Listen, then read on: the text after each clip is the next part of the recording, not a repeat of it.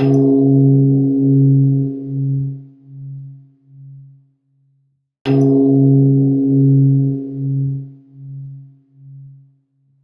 the way I work is I see that everything in life, everything is divine. That there is absolutely no division between our everyday life and the spiritual path. As soon as we make that division, we tend to get ourselves in trouble. And we say, this is good, this is God, this is divine, and this is not. We can get ourselves in a lot of trouble, playing those games. And so, to me, there's nothing in this world which is outside of God's grace, which is outside of God's movement. There is only one movement. So, in regards to, say, our work with yoga, it's wonderful if we can do and have a beautiful yoga practice. If we can get all the asanas down and have a perfect yoga body, that's great. But the true yoga is allowing our heart to open through our practice and to be able to share our heart with the world. And so, I was thinking a little bit about what I was going to speak about today, and I just had this moment where I had this flash, where my guru came into my mind's eye. And so for the last, maybe 18 years or so, I visit with my guru once a year, and her name is Amma. Do any of you know about Amma? She's the hugging saint from India. And so, I was just having some thoughts about her, and if you don't know her, it's hard to describe her because she is literally God in form. She's God in form. So she's this wonderful lady. I think she's around 65 years old. She grew up in a little village in South India, in Kerala, in a fishing village. And, dirt poor, poverty beyond what we could believe. Completely illiterate. And here she is, maybe I think she's probably like 4'6". She's like this tall, But she's literally the most powerful woman on the planet. And she's, to me, the most incredible yogi on the planet. And she's hugged 34 million people. Could you imagine that? Hugging 34 million people? And she has this incredible heart, this incredible gift of love. And that's her work, is to remove suffering through meeting with individuals. I once took my mother to go see Amachi, and we were in Santa Fe, and she'll rent out like a giant hotel and like a big conference center, because that's like the only kind of place that's big enough to host everyone. And it's completely free to see her. And so I was taking my mom, and I was trying to describe to my mother like all these divine qualities of Amma. And she meets with heads of state, and also if you're a farmer in India and your kids are starving to death, she might show up at your house with food. She does this incredible transformative work on this planet. So I was trying to describe all these wonderful things about Amma to my mom, and my dad was there too, and my dad's was a good Catholic, so he's like, I don't know about this, the Pope's going to be upset, So my dad decided to stay back, and I took my mom, and I just opened the door to the conference hall, and Amma was sitting way up there, and there was probably like 5,000 or 10,000 people in the conference hall seeing Amma. And as soon as I opened up the door, my mother just started having tears just pouring down her face. And she just grabbed her heart and she said, my God, my heart has never opened like this before. And she was just in such awe of this being. And she hadn't even really seen her yet. She was, really far away. And this little lady surrounded by, 30 people, in this crowd. And my mom just burst open with this immeasurable love. And see, that's the potential, that we all have, through this practice of yoga, is to truly open our heart, to open it from a place of love and from a place of surrender. And so a couple folks yesterday in my class, there were some tears that came forward. And right away they started apologizing, like, I'm sorry, I'm sorry. And when we're practicing yoga, our heart breaks open. That's the point of yoga, is to radically break down the walls of ego and to open you up to this supreme sense of divinity which you are, to this overwhelming sense of compassion and love. And so if we look at what's the biggest obstacle, to our yoga, like what is the greatest obstacle to yoga? And like me, I incarnated into this world with an incredibly stiff body. So I'm always the guy in the back of the class who's just like, trying to touch the floor, And then, people talk about getting your heels down in downward dog. It's like, I have never gotten my heels down. And I've done years and years of yoga. And I've also just spent, so much time just beating the hell out of my body through extreme sports and building and just using this body too hard. But so, with the practice of yoga, it's not about getting our feet to the floor. What it's about is about breaking the heart open. That sounds kind of crazy, like breaking the heart open.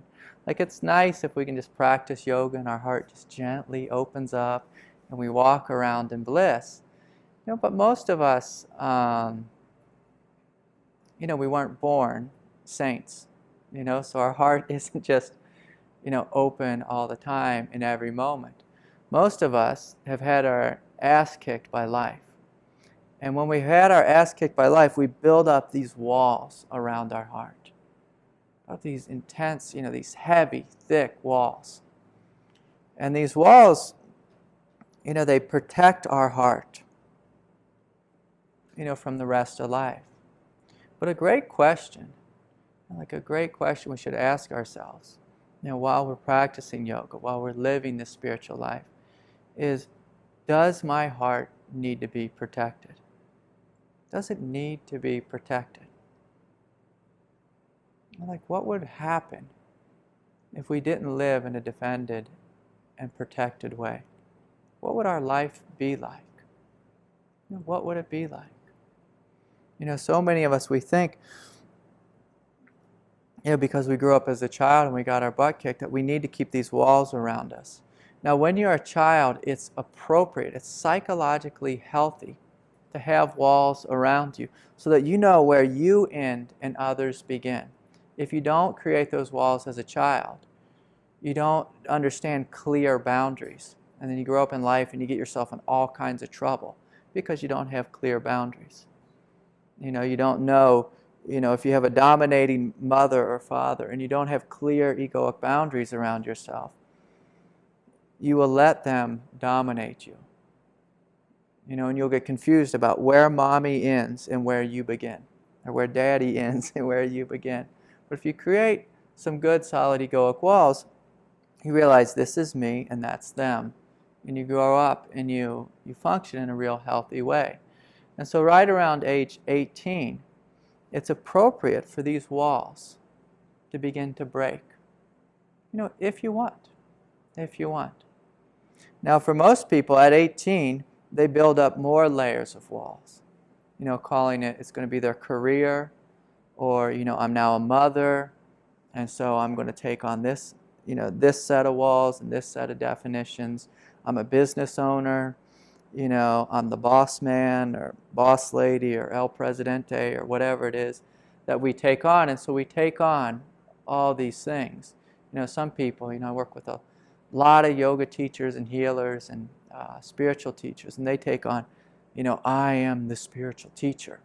And, that's one that just really reeks of arrogance, someone who's just completely full of themselves when they put on these walls. And so the work of yoga is to break down the walls.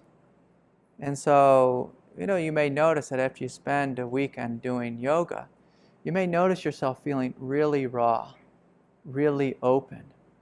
And there'd be a sense of, Kara spoke about this last night about, sometimes you do a lot of yoga And she'd go home and she'd feel like kind of angry. You know, that's what yoga is supposed to do. It's not supposed to make you angry, but it's supposed to shine the light of awareness into your psychology and just see, like, what am I holding on to? What's within me which needs to release? Like, what's within me that needs to let go? That's the job of yoga. It's to open you up and to shine that light of awareness onto those things that we need to let go. And once we see these things that need to let go, and we can let go of them, and then once they've left us, what we're left with is our absolute beauty, our absolute goodness, our absolute wonder. And so, I was speaking, I think yesterday with Jenna about this, and said I was at another yoga festival a couple weeks ago, and we were doing some yin yoga, and we spent about 5 minutes doing hip openers. So 5 minutes in each asana. And as I sat there, doing, she called it dragon. I think it's, called something different in traditional yoga, but big hip opener, and all of a sudden, this floodgate of sadness just started pouring out of me. And, I laid down on my mat, and I was literally wailing. And here I was in a room of, like 50 people, and I was just like wailing and, trying to wail into, like my t-shirt or something, not to make a ruckus. But, this is the point of yoga, is to open you up so that you can release. But the question often becomes is, well, how do I embrace that pain? Like, how do I meet the pain within me? So I'm asked this question all the time, like how do I meet it? How do I work with it? And the analogy that I like to use the most is the way a good mother and a good father meet a child who's in pain. So if you have sadness within you, if you imagine being a good mother, a good mother has a child and the child is crying. Like, what does a good mother do? Like, what does she do? Yeah, it's like you get down on your knees, you get down at the level of the child, and you open your heart and you hug that child, and you hold the child, you breathe into the child, and the child is just screaming, like, ah, I like the metaphor of like when you're teaching your little girl or little boy to ride a bike, they will fall. And my God, will they scream, after they've fallen. And they will come to you with this story that I hate bikes. I'm never going to ride the bike again, ever. And so a good mother will get down on her knees and grab that child and hold the child and rub her back while she's screaming her head off. And if the father's there, the father will embrace the two of them as well. And the strength that the father brings forward is the father lets you know, hey, it's going to be okay. It's going to be okay. What the father brings forward, or the masculine quality of our own divinity is, and that's what I've taught in the last 2 classes, is the masculine quality of divinity is you don't listen to the thought. You don't listen to the story. You don't listen to the drama. So we all know, like, the teenage girl that's in our head who's just like giving us, the daily update of drama throughout the day. So as a father, I'm a father of a teenager. When a teenage girl comes in with the drama about, whatever it is that Susie or Sally or Billy or whoever, said to her at recess, I don't really listen to that story. But what I do listen to is her pain. And so I hold her and I rub her back and I just tell her, sweetie, it's going to be okay. Not, sweetie, it's going to be okay, now get over it. Not that. That's the shadow side of the masculine. But I say, sweetie, it's going to be okay. So we embrace her with an open heart. We meet her with love. We rub her back. We breathe into her, helping her to relax fully. And then she's able to let it go, and she realizes it's no big deal. And just like, if we have a 5-year-old who falls off the bike, hold the child, rub her back, don't believe her story. And guess what? She quickly heals and goes and rides the bike again. And see, that's the beauty of yoga. It's that willingness to embrace pain with love. With love. But the love has to be balanced with a deep sense of clarity. If we don't have the clarity there, what happens is we become the loving, smothering mother who gets lost in the child's pain. We all probably know this. Maybe some of us do this. But we get lost in the pain. It's okay, sweetie. You never have to ride a bike again. Just stay with mommy and come lay in mommy's bed. Like I had a couple come see me. It was, a couple months ago. And they said, Craig, we're having some trouble with our 14-year-old. And I was like, all right, I'll talk to you guys about, what's going on with your 14-year-old. And, they're like, oh, our 14-year-old hangs out with us all the time. And I'm like, all right, well, doesn't the kid go to school? And they're like, no, we homeschool him. I'm like, okay, I'm a big fan of homeschool. That's great, And they're like, well, we can't really get him to go to sleep. And I'm like, okay, well, let's talk about the bedtime routine and why is he staying up all night playing video games? They're like, no, we don't let him play video games in our bed. And I'm like, what? I'm like, your boy is 14. He does not need to be in bed with you. And so, this is when things get weird. So this is like the shadow side of the motherly aspect of loving and embracing. And so we want to have both qualities together. The strong sense of masculine divinity, that knows right from wrong, good from bad, that knows, what's true and what's not. And then also, we want to have a sense of being able to open-heartedly embrace. And see, when you bring these two qualities together, when you bring the two qualities together of wisdom, strength, and clarity with an open-hearted embrace, then we heal and we grow in a very healthy and supportive way. And that's the beautiful thing about yoga is, one of the things Jenna was speaking about this morning, she said, I'm going to challenge you. I'm going to cause you to sweat. I'm going to support you in stepping forward in your strength. And so that's the practice of yoga, is to be able to step forward in your strength and to be able to do it in an open-hearted way. And so my question to you is as you're sitting here, I'd invite you to look at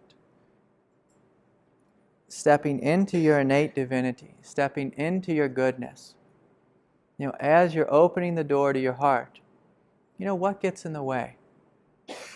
What gets in the way between you and your divinity?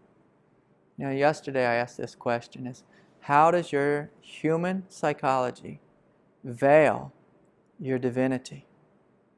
And if you have any question about what your spiritual path is, that's your path.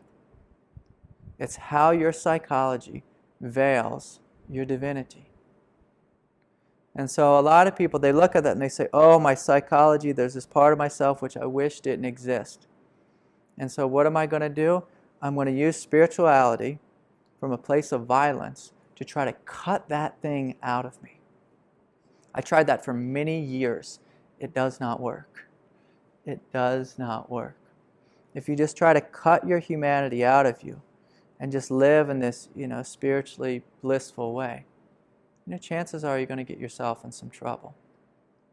And so the proper way to work with our humanity is you see it clearly from a place of mindfulness.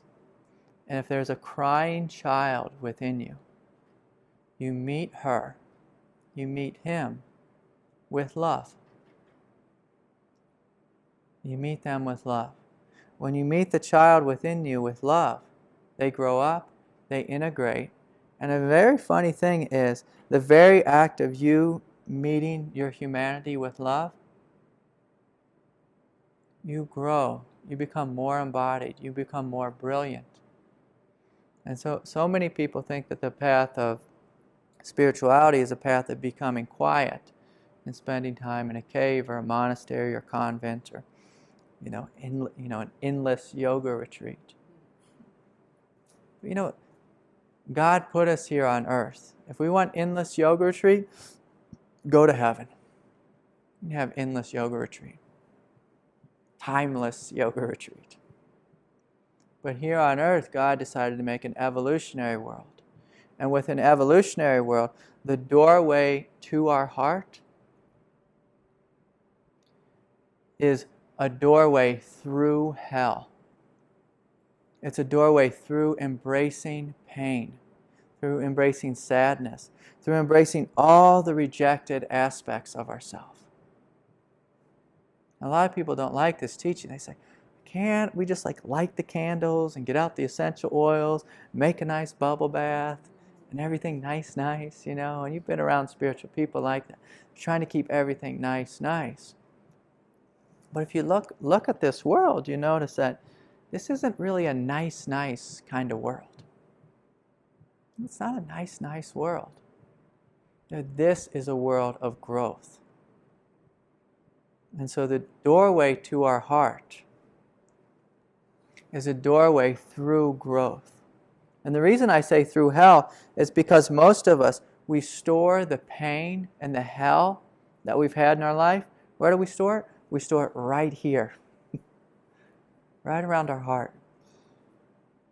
It's something we learned to do as a child. You know, if dad comes to us with abuse, you know, or, you know, there's a teacher at school that beats us, or, you know, we get bullied on the playground, there's something we do. We experience the pain briefly, we take a deep breath, and we swallow it. And we say, okay, I got a great place for this. I'm going to store it right here on top of my heart. I'm going to store it right here on top of my heart. And so most of us, our hearts are covered in this pain. And for some people, it's just a little bit of pain. You know, some of us have had really nice lives, you know, so just a little bit of pain, or a little bit of inhibition that we store on top of our heart. But for many of us, you know, we store this pain in our body. There's a reason we do it psychologically. It's kind of fascinating to me.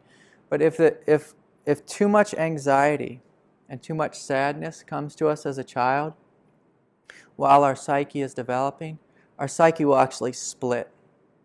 And we become kind of nutty. You know, we become kind of schizophrenic. You know, we get something like borderline personality disorder, something, you know, some bipolar disorder, some crazy, you know, heavy diagnoses. But if we repress our pain as a child, it actually helps us to grow up in a healthy, functioning way. You know, and that being said, we repress it because we don't have a family system that's supportive enough to let us know it's okay to cry, and it is going to be okay. It is going to be okay. So when we're a child, when we have overwhelming feelings, we repress them, and we store them in our body, not just in our heart, you know, but like I was describing, like sometimes we store them in our hips, you know, sometimes we store things in our belly, sometimes we store things deep in our legs, you know. And so the more yoga you do, the more you practice, the more you open your heart. In the beginning, and by the beginning I'm going to say at least the first 20 or 30 years, you know, your practice, you should expect old cellular memories to come forward and to be released. But there's a funny thing that happens is, even though these things are coming forward and releasing, simultaneously your heart is opening more and more. And so it's this funny thing is that as we embrace our humanity more, as we dive deeper into the hell of our own past, or the suffering or just the pain of our past, we're also walking closer and closer to our heart. And so if you want to get to know your divinity, you walk into hell. And while you're walking through hell, you're going to see two things: the goodness, the tenderness, the innocence of your own heart space, as well as, oh, holy shit, look at all this pain that's here. It's a very confusing experience for a lot of people. A very confusing experience. But if you have a sense of faith, you know, while you're doing this journey, and if you keep your eye on your heart, you'll notice that this heart that I've been trying to protect is actually quite brilliant, quite beautiful. completely innocent, despite all the hell I've been through. Like, to me, that is one of the most amazing discoveries on the path, is that my heart is as pure as it was the day I was born, despite all the hell I've been through, and also all the hell and or karma that I've created. Because it's not just hell that's happening to us. Sometimes we lash out and do some silly things ourselves, But it's this wonderful discovery of, my God, my heart is still so bright, so innocent, and so pure. And there's this incredible shift that can begin to happen within us as we discover that, almost like, holy shit, look how beautiful my heart is. If I can say that in a yoga class, like, holy shit, look how beautiful my heart is. And my heart has not been destroyed. It's not been harmed by any experience of abuse that I've ever had. This shift begins to happen within us where we wake up to the truth and to the literally the indestructibility of our own true nature. And we begin to have a sense of faith within ourselves and a true confidence, not like a false, like kind of bullshit egoic confidence, but a true confidence of knowing I've been through hell and my heart is still beautiful. That means I must be big enough to handle all this hell within me. That must mean I must be big enough to handle everything life throws to me. Everything life throws to me. But see, most people, when they go inside, they don't look at their true heart. What they look at is their emotional heart. And I want to be crystal clear here.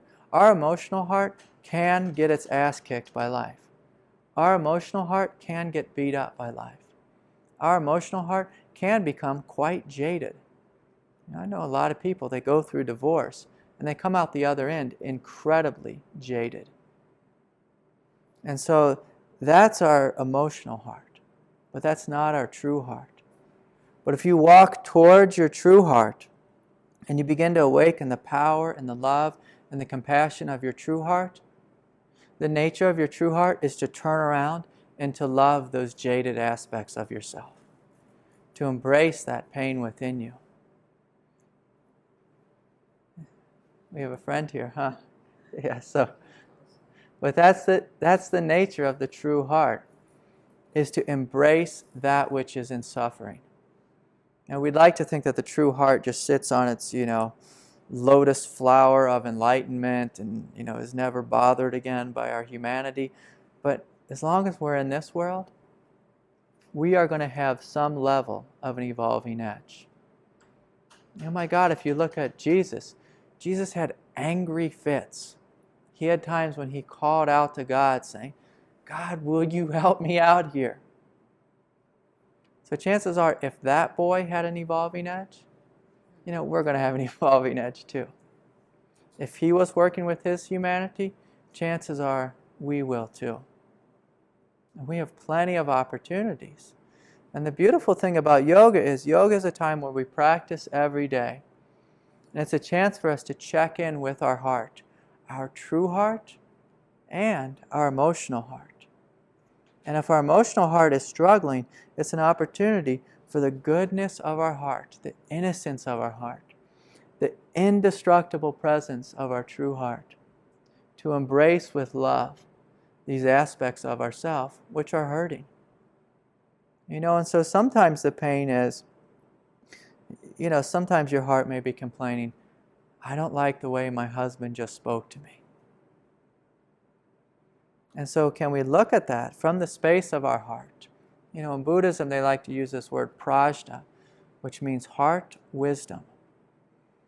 And so if we bring some wisdom to the situation, we can look at, the story of my husband didn't talk to me the way I wanted him to.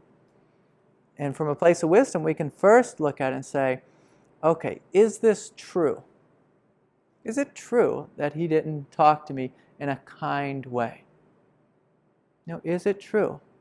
Am I feeling a little bit overly sensitive? Is this, am I asking him to be different than how he is? And so if it's just like something little, the invitation is gently let it go. There's going to be times when your husband comes home from work, or your wife, or boyfriend, or whoever, and they're going to have a hard day. And they may talk, with a little bit of anger, or sadness, or whatever, irritation. Something lighthearted like that. By all means, that's a moment for us to look at that experience from wisdom and just gently let it go. But if your partner's coming home every single day and talking to you in a mean and grumpy way, that's an opportunity for your heart to meet your own pain, to embrace that place within you, which wants to be seen, which wants to be acknowledged, which wants to be loved, and for you to love and acknowledge your own self, your own humanity. And then also from a place of wisdom, maybe it means we need to have a talk with our husband. Maybe we need to bring forward some wise action. And wise action doesn't mean from a place of sadness, we go and we yell from a place of anger at our husband. Because, we've all tried that, right? It's like, well, that doesn't work. But maybe it is, we look at, what do I want? I want to be held. I want to be loved. And so the heart will say, what if I love him or her first? And see if I can soothe them and see if they will come around. What if I ask them to come to couples counseling? What if I sit down and give him a massage and then see if he wants to give me a massage? What if I make him a nice dinner? And I communicate my heart to him from a place of love. And see, this is how things change in the world, is when we meet the world with love and wisdom. But how most of us meet the world or ourselves is we meet ourselves with anger, or we just ignore ourselves. So if we have sadness within us, we say, okay, I'm just going to buck up, I'm just going to ignore it.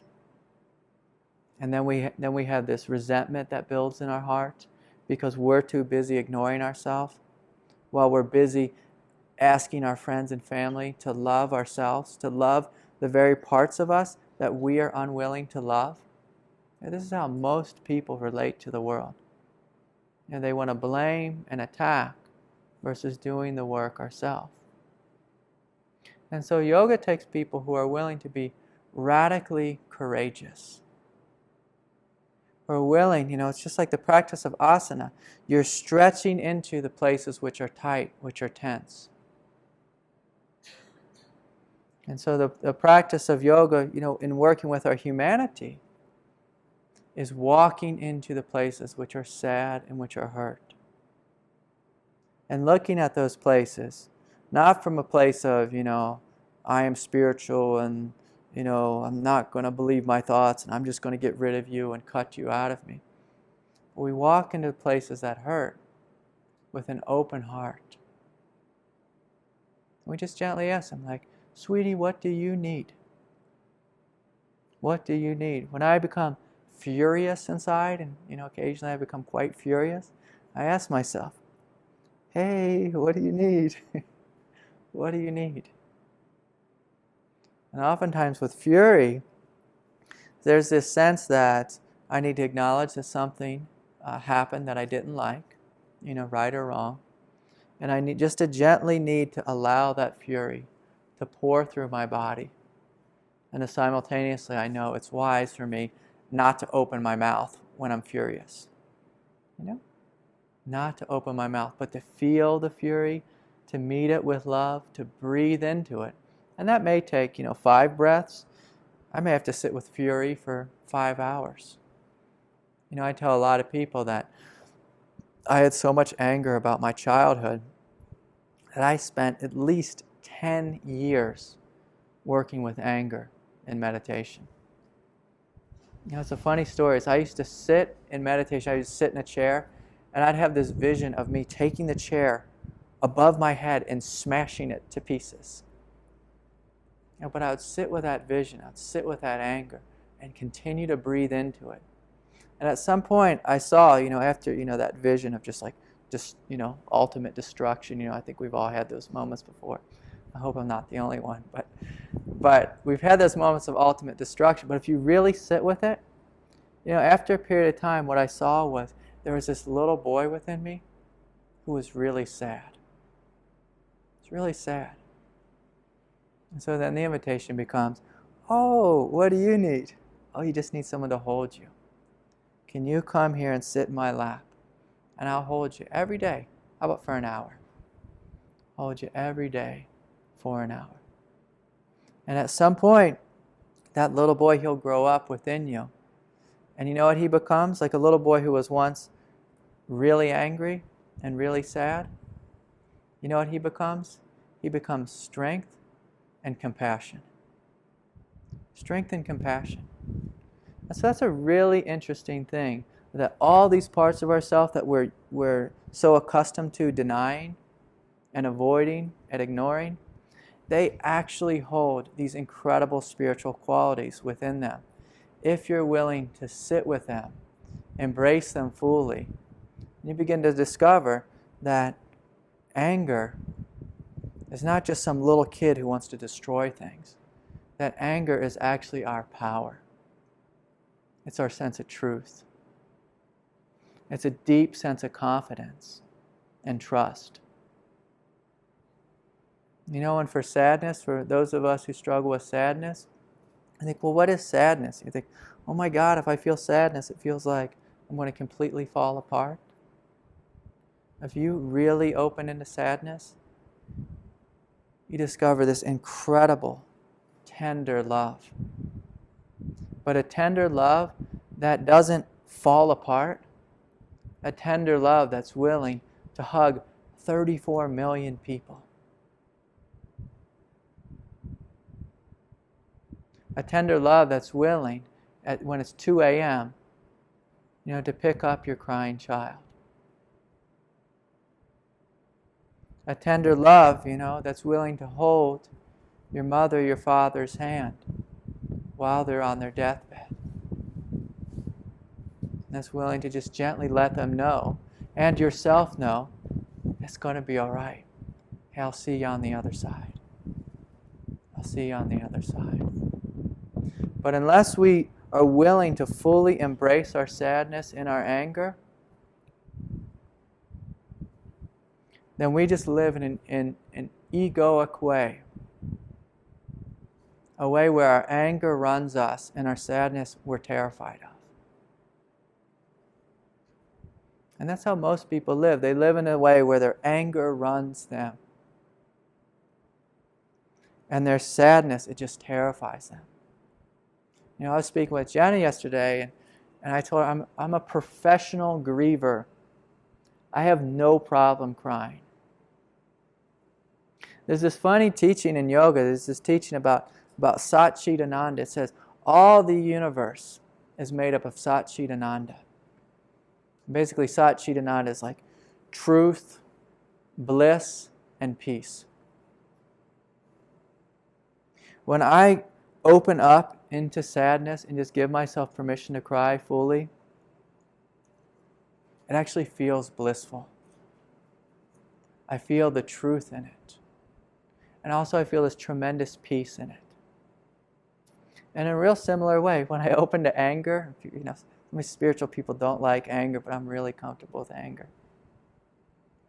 If you feel anger and really allow anger to move through your body, without taking your hand, and punching a window or whatever it is that people do, which I don't understand, hurting yourself when you're angry, but some people do.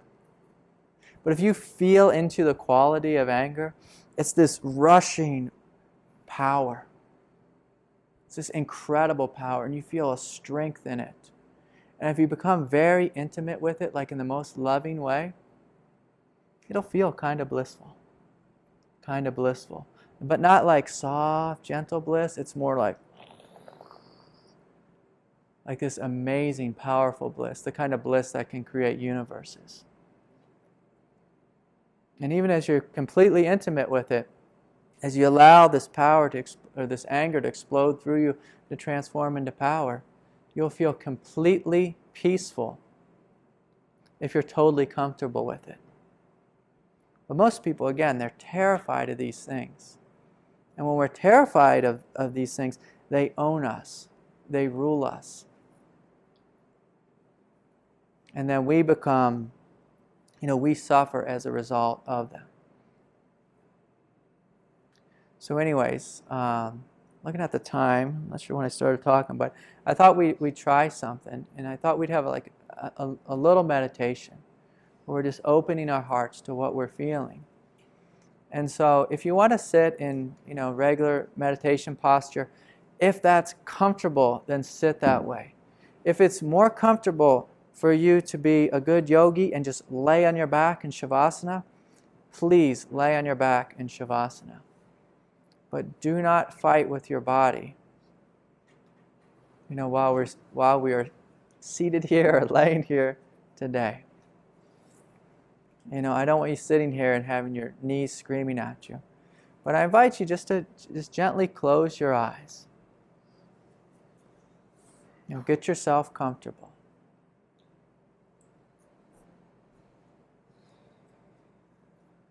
And if you will, just start by taking some deep, full belly breaths. Deep, full belly breaths. And the invitation here today is to give yourself permission to feel everything which is within you.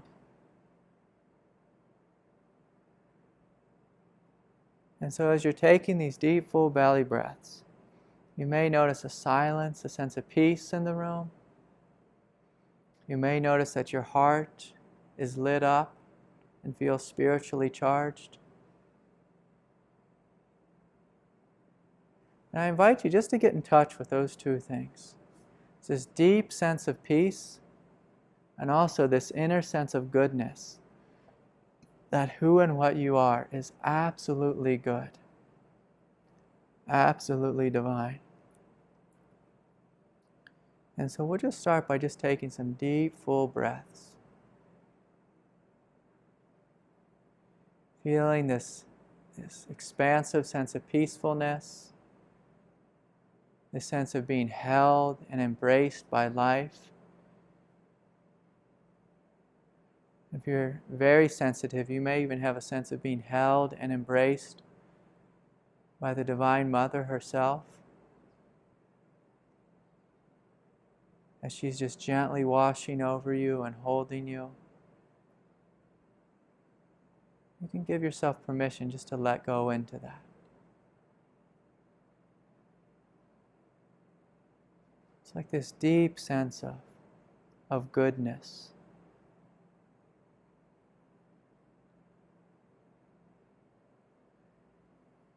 And simultaneously feeling your sense of innocence and your sense of radiance.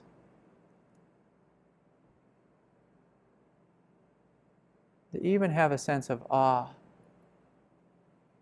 Like, my God, my heart is still so beautiful. After everything I've been through, after all the arguments, after all the sadness, after all the bullying, being beat up by life, and just like this gentle recognition of, my God, my heart is still bright. That no one was ever able to put out this light. You can just gently smile at your divinity. Just with this deep sense of knowingness, like, what I am is so good. You can even have a sense of just thanking the Divine Mother for making you so good and so wonderful.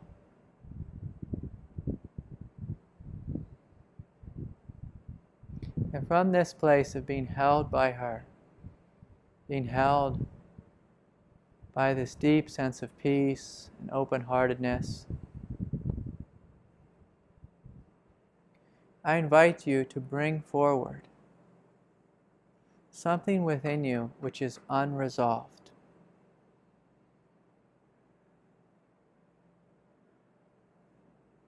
Like a terrible moment in history, one that has been stored in your body. And I invite you just to bring that moment forward. And from a place of love, I invite you just to breathe into that. Breathe into that pain. Breathe into that sadness or that anger. Breathe into that heartache. It's in the most loving way and the most gentle way. I invite you to breathe into this. And just to let yourself know, I am here for you. Sweetheart, it has been so long. I am sorry all the days and all the years I have forgotten about you. I am here for you. I love you so much. You are so beautiful. What happened to you was so painful, and I acknowledge your pain. But I am here for you, and I will not abandon you. I invite you into my heart space.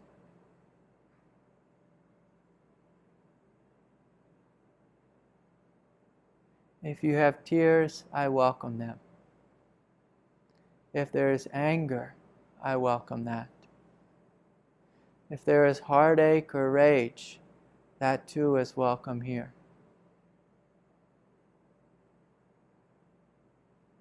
If you don't trust me, I will continue to breathe into you.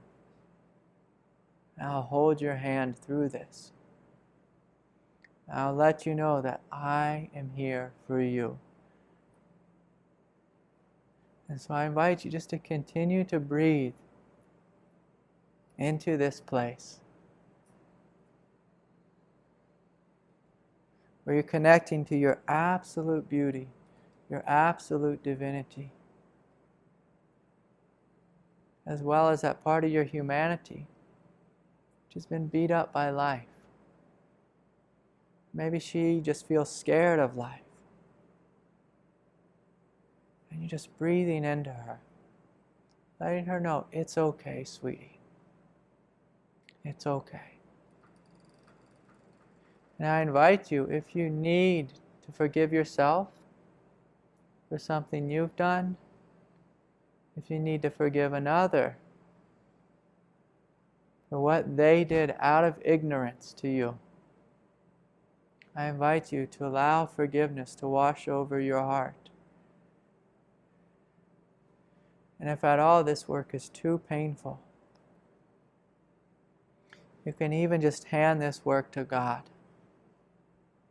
And whoever that is for you, whether that's Jesus or Mary or the Divine Mother, but just that willingness to hand it over to God.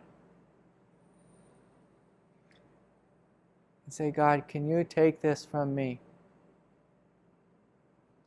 This burden is too much for me.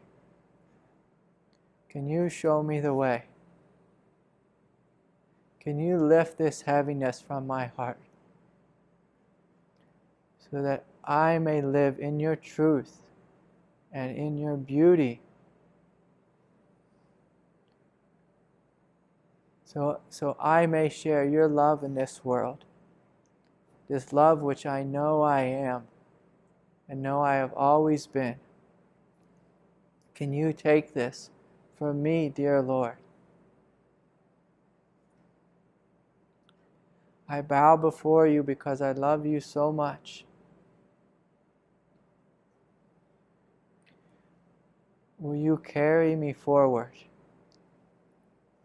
Will you allow this pain, these tears, to release from this form?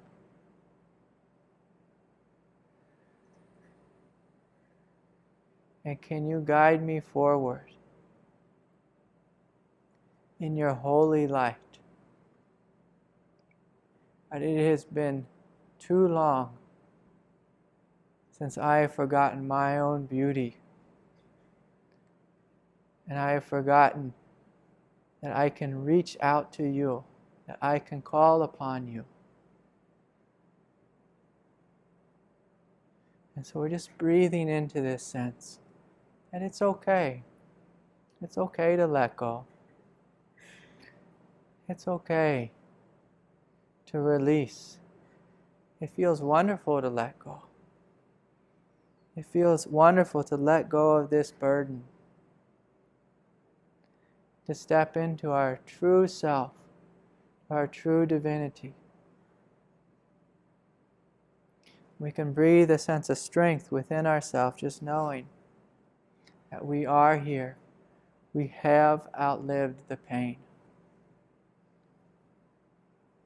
And that it is our job to let go of the past and to allow our beauty to shine into this world.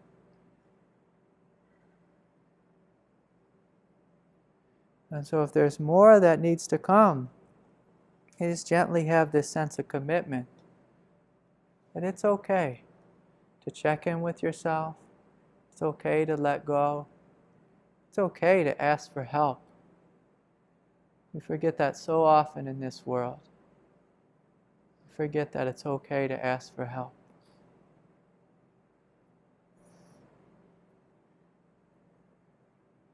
And so I invite you just to continue to breathe, taking deep, full breaths, and just letting go of anything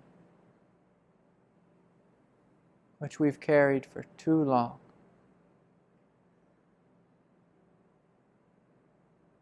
You can even gently smile that, my God, it's confusing to be a human.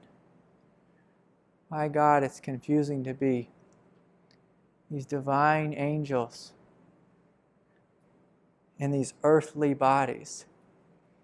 You can even look up at God and have a sense of, God, it is such a confusing world here. It's so confusing for us.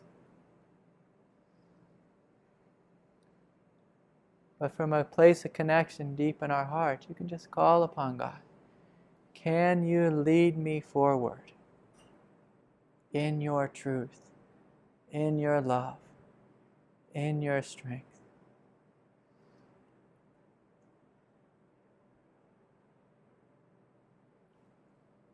And so in these last couple minutes, I invite you just to take some deep, full breaths. If there's anything you need to say to God, you need to offer to God, you need to offer to life, you can offer it up with an open heart.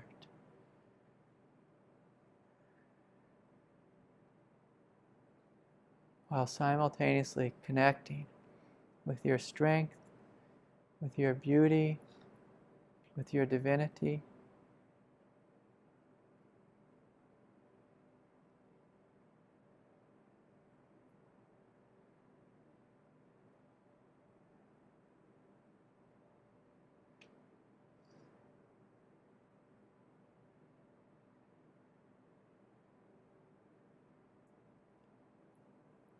And just from a place of absolute love and a place of absolute recognition, I invite you just to bring your hands together before your heart, just gently bowing your head.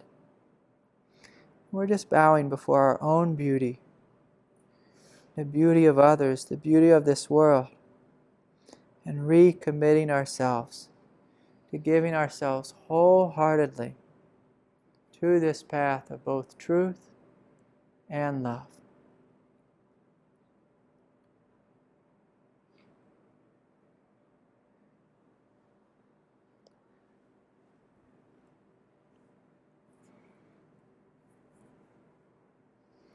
And so when you're ready, you can just gently open your eyes.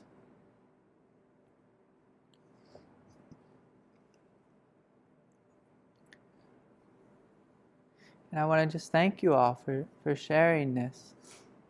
this experience with all of us. And for those of you who had this experience of your heart breaking open, I'd really like you just to check in and just notice that you are okay. That you are okay.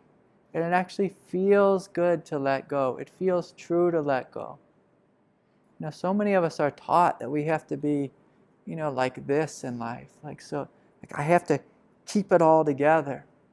Have you ever noticed the craziest people are the people who keep it all together? They literally drive themselves mad. The most healthy people are the ones who allow themselves to fall open, but simultaneously they're acknowledging their strength and their divinity. They know that it's okay to fall open. It feels good to fall open. We're not falling open into hell. We're falling open into our divinity, into our innocence, into our truth. It feels quite wonderful, to live in this way. And we don't need to, pick up all those pieces and feel like we need to put them back in there. A lot of those pieces that fall away, it's like, my God, let them fall away. Let them fall away. We don't need to pick them up. Everything that you need is within you. All strength, all beauty, all truth is within you.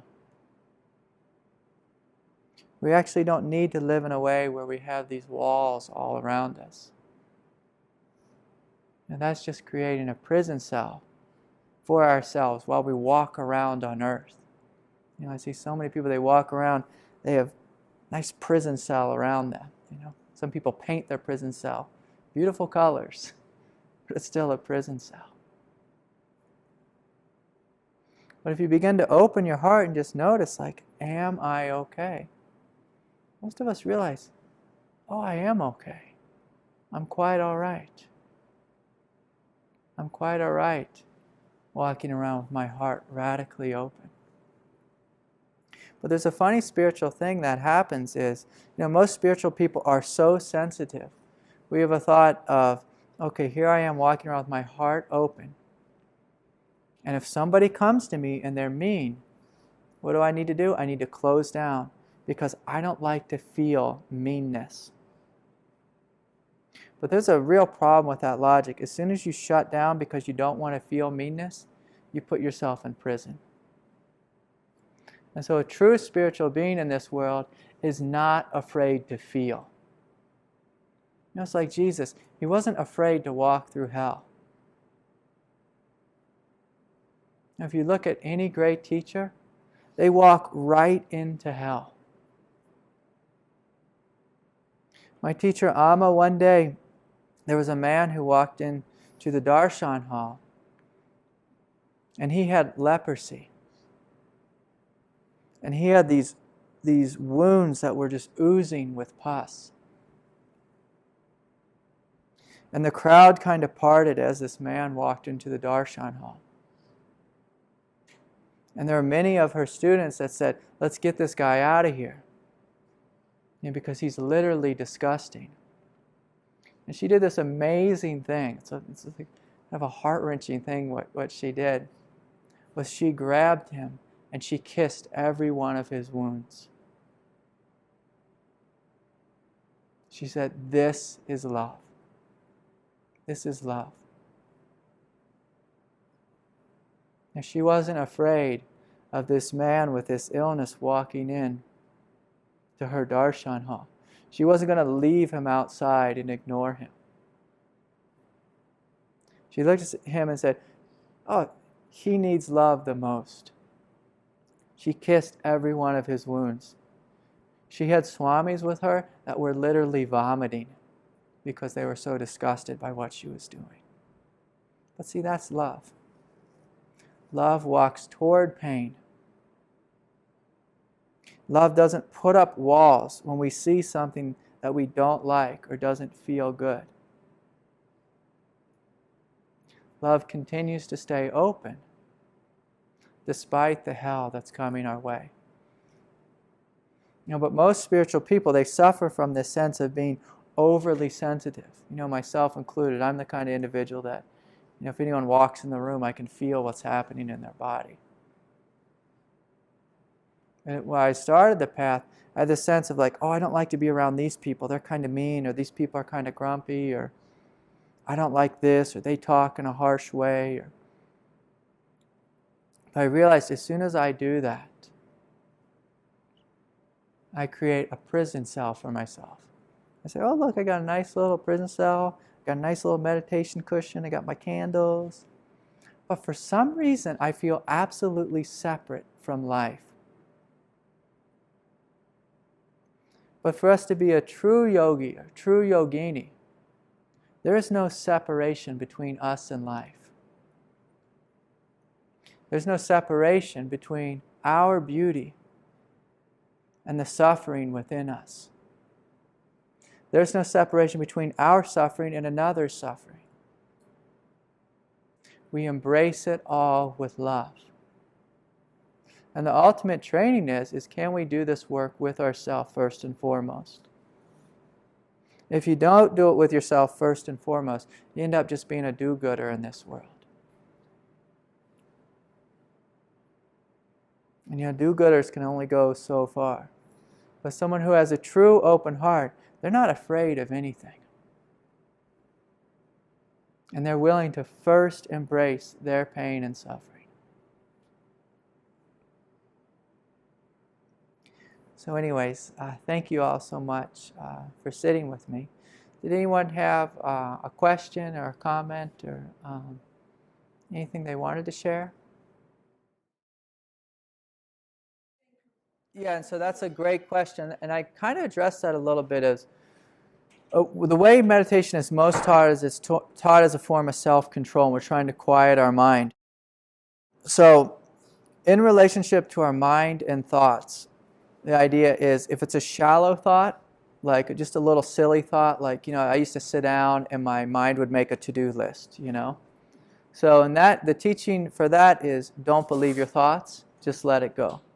If there's a big story in your head of drama, again, the teaching is don't believe your thoughts. Don't buy into the drama. Let it go.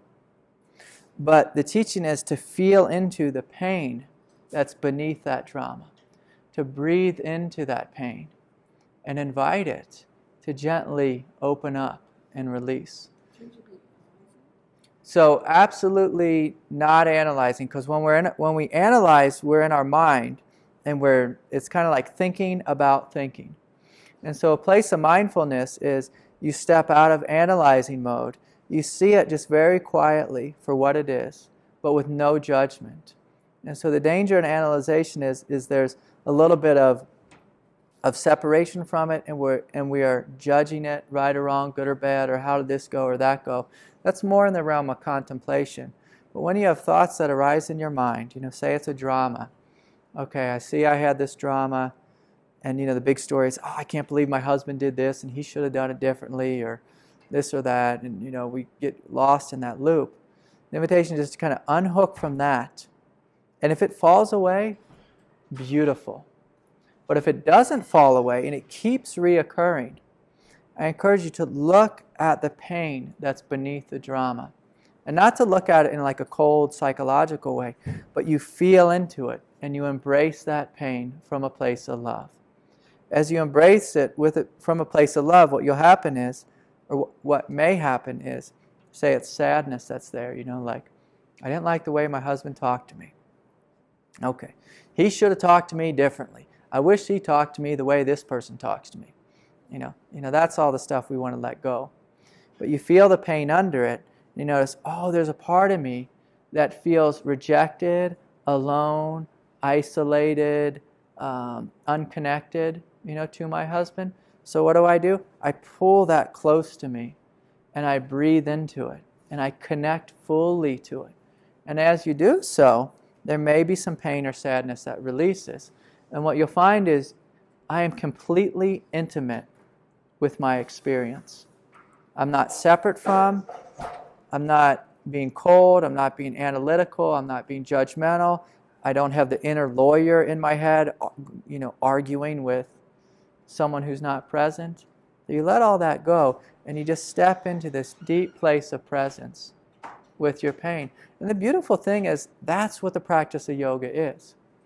You're becoming intimate with your experience. What asana does is it trains you to become intimate with all these aspects of your being. And the way most people, they teach asana is they just become intimate with their physicality. But we want to become intimate with, my inner child, my emotional world. Okay, there's my thinking mind. I see all these places within myself. But also we're becoming intimate with our supreme sense of radiance, our goodness, our joy. This sense of Satchitananda, which is just like pouring through every one of our bodies. I mean, Satchitananda is literally what makes us alive. So we all do this yoga, we feel so wonderful afterwards. It's like, why do I feel so wonderful? It's because we've connected with the truth of what we are, which is also the truth of what makes everything. So it's that willingness to connect in the most intimate way. Like when I work with people, some people come in and they ask me, Craig, are you analyzing me? And I'm like, my God, hell no. That is not the way I work. Because if I sit back in my therapy chair and I'm analyzing the person I'm working with, I've put myself in a jail cell and I feel like I'm in hell. But what I do is I open my heart to them and I see their beauty and simultaneously open to their pain. And so I feel their experience. And it's this invitation for them to do the same. And see, that's where true healing happens, is when we're met from a place of love and a place of strength. When someone's willing to look at you and say, my God, you are so beautiful. Like, so beautiful. I see your absolute divinity. And yes, sweetheart, I see you're struggling too. And so it's okay to let that struggle go. And so, the way I work with an individual is the same way, I work with myself in meditation. If there's pain within me, I open my heart to the pain, let it move through me. But yes, the first step is you got to let go of the story. Because if you stay stuck in the story, you're never really engaging the pain and you don't get to healing. And actually, the whole thing of overthinking the pain that we've experienced, hanging out in your mind is actually a sophisticated psychological defense from feeling our pain. That's why so many people, they overthink things. Is because up here, at least, even though if it feels like hell, it's a lot safer than embracing all of this. Because the fear is, if I open up to my anxiety, I'll go crazy.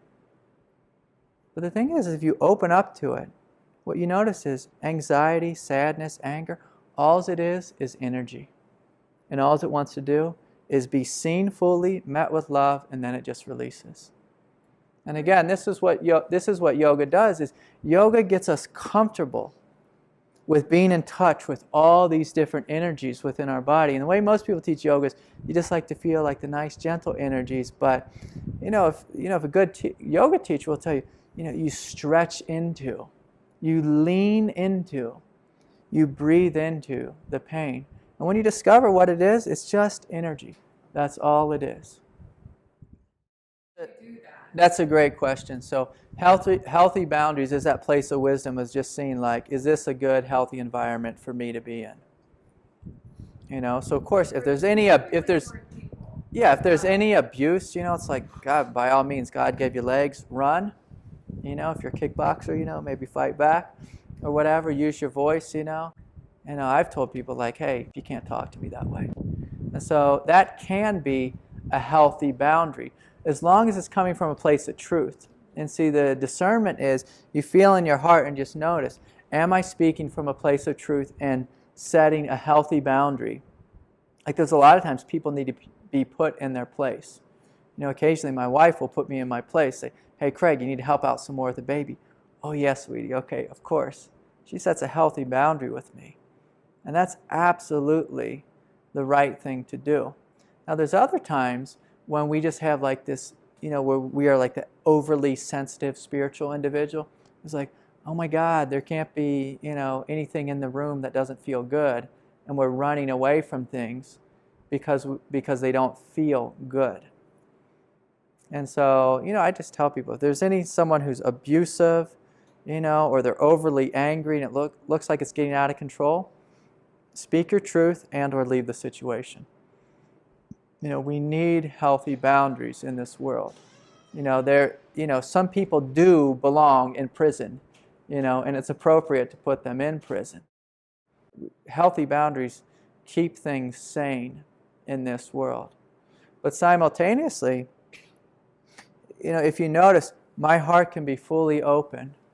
And if I'm living in truth, I can set clear boundaries and simultaneously live in a place of oneness and love. And so for a lot of people, that's their evolving edge of how do I set clear boundaries, but simultaneously keep my heart open. And as a parent, you have to do that all the time. It's like, I ran the other day, pulled my daughter, away from the road, and she's screaming, because she doesn't understand that the road's dangerous. I pull her away from the road. That's a healthy boundary, and I hold her and say, "Sweetie, it's okay. It's okay. It's okay." Was that helpful, or did that answer your question? You look like you're still kind of confused. I'm just thinking, just personalizing. Yeah. But the big question is, like with any of your actions and any time you're setting a boundary, is, does it come from a place of truth within my heart? And so, when you have a question for your heart, your true spiritual heart, you ask it a question, it'll come with a sense of power, a sense of strength, or just like a sense of resonance, just like, yeah, like this is the truth. Your mind will think about it all day long, analyzing right, wrong, pros, cons list, this and that. And your emotional heart will do things based on, oh, this feels good, and I don't like this, And so the emotional heart's like, this feels good, I want more of this. This feels bad, I'm going to run away from that. But the true heart, sometimes it'll take you in places which feel really bad. And it may set some boundaries. But you stay there with a sense of open-heartedness. Because this is the truth. And so even say if you get in an argument with your husband, sometimes okay, I know he's really upset, but I'm going to calm down. I'm going to speak to him from a place of truth. I'm going to give this one more shot because I know it's the truth right now. And so you stay in it and you try to talk it through, or maybe you take a walk around the block and then you come back to him and then you speak to him from this place. But my God, if someone's, smacking you or whatever, it's just like, yeah, okay, you need to set a boundary, you need to leave that situation, so. But that's a great question. I often get that one. So, well, thank you all for hanging in here with me, and it's been my absolute pleasure. So.